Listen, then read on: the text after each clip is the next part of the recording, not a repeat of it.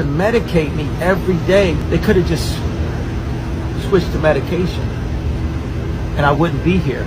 And on the news, they would have said it was because of a mental issue. Every time they say I'm crazy, it's just when I'm saying the truth. How can someone go from looking like this to this within a short period of time?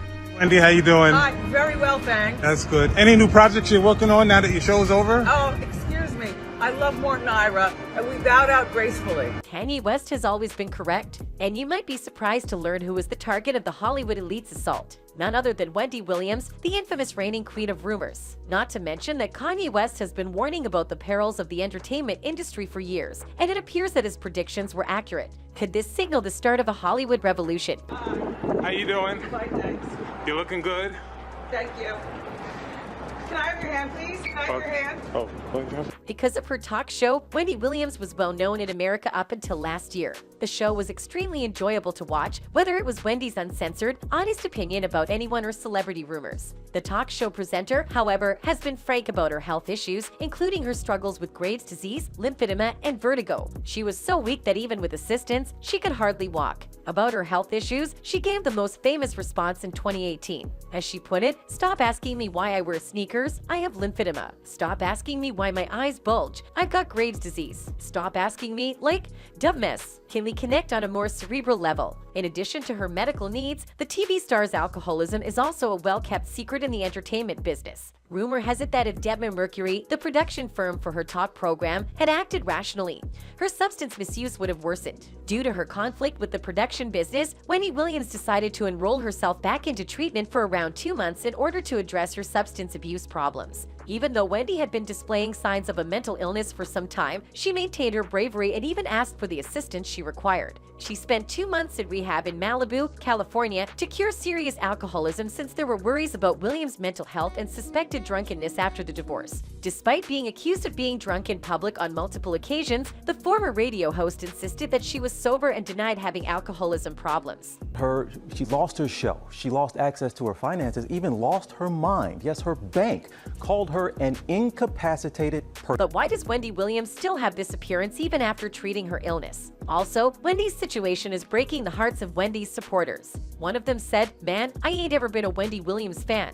But to see her like this is sad. I mean, I really feel sad for her." Nevertheless, according to Kanye West, the people we keep near and entrust with our money and health, such as some members of the Hollywood elite, are really just trying to get rid of us, our money, and our voices. On top of that, it has happened to and is still happening to a wide variety of people in Hollywood. Many frequently label Kanye as crazy, but what if he was correct the whole time? If you didn't know, Kanye was also a victim of these dubious deceptive practices. However, Kanye was too astute to fall for these ploys and escape the situation. Recall how no one believed Kanye when he claimed that the industry sacrifices people and labels him as crazy. Okay, now what do you think? Son, you're out in Hollywood, a lot of people come up missing. Feels like it might be a lot of that in order to control, traumatize. They want to monetize and traumatize. Some also trust Kanye's remarks and claim that he is telling the truth, claiming he's not crazy. Wealthy people do this very often, convince the world someone is crazy and medicate the person to the point they are powerless. It's real. It really does happen. Another added, "I've never doubted Kanye up to this day. I believe everything that comes out of his mouth." On the subject at hand, Dave Chappelle has some comparable assertions.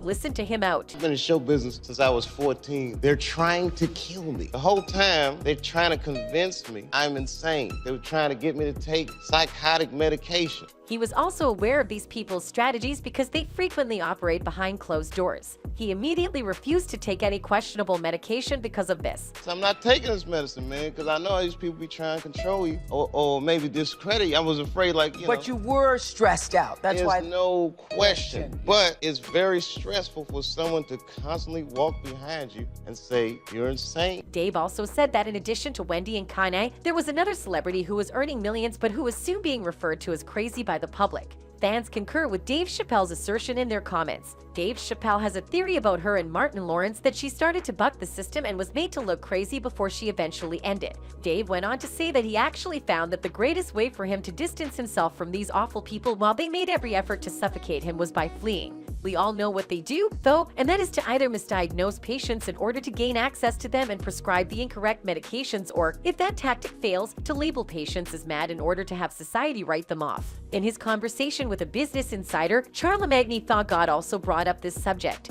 In response to his question on why the industry has been attempting to sign up the artists and pushing drug abuse culture, he provided the following information. He is not the slightest bit sorry for his brutal behavior, as you heard for yourself. Kanye has, in fact, never ceased discussing the negative aspects of the music business. Let's hear what he has to say, too. It's opportunistic. Yeah. I got people to feed.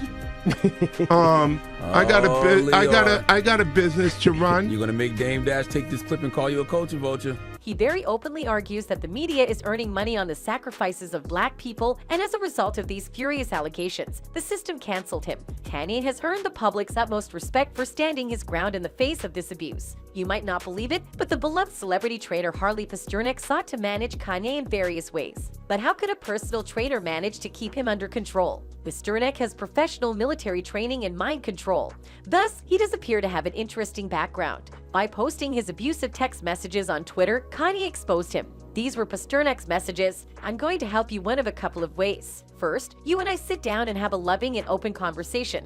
But you don't use cuss words, and everything that is discussed is based on facts and not some crazy stuff that a dumb friend of yours told you or you saw in a tweet. The second option, I have you institutionalized again, where they meditate the crap out of you, and you go to Zombieland forever. Playdate with kids just won't be the same. Kanye's worries are valid. Rappers and musicians of color are violently assassinated everywhere they go. It is foolish to think that it has nothing to do with the culture that their music is promoting. And their record labels, who encourage young black males to engage in violence and drug use so they may profit from it, are to blame. Kanye seems to be the only one with the guts to discuss how the media profits from jeopardizing black rappers. Despite innumerable killings and artist fatalities, black music continues to glorify violence. Rap may involve more than just rhyming words and beats, though. Who, though, is most impacted by the negative representation of black people in the media? Let us tell you, the black community itself is to blame. Even worse, record labels deliberately promote this toxic behavior, which only makes issues worse. Black musicians who rap about drugs and violence attract attention and create buzz, which is exactly what the record labels want: exposure at all costs. But this tactic has effects that go beyond just harming the artists' reputations. Additionally, it encourages gun and drug usage in the black community, feeding a destructive cycle. Now is the time to raise ethical concerns about the music business and call for reform for the benefit of all communities. And thankfully, several professionals in the field are now speaking up.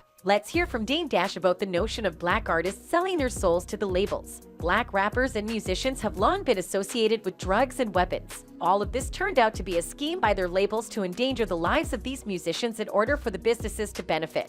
Racism, which has been pervasive throughout the world for many years, is the basis of depictions of black people as aggressive, insane, and sexist. Black people are the only ones viewed as dangerous despite having experienced violence at the hands of white people and other black people. The situation is now improving, and more people are beginning to see black people as the victims of violence and begin to understand their points of view. It's past time for people to become aware of this perilous agenda. Kanye has stopped making absurd claims. Black artists experience hardships and face constant danger to their life. The only solution to this issue is for black music to be free of psychotic drugs and violent culture. That's all for today, everyone. Goodbye, till next time.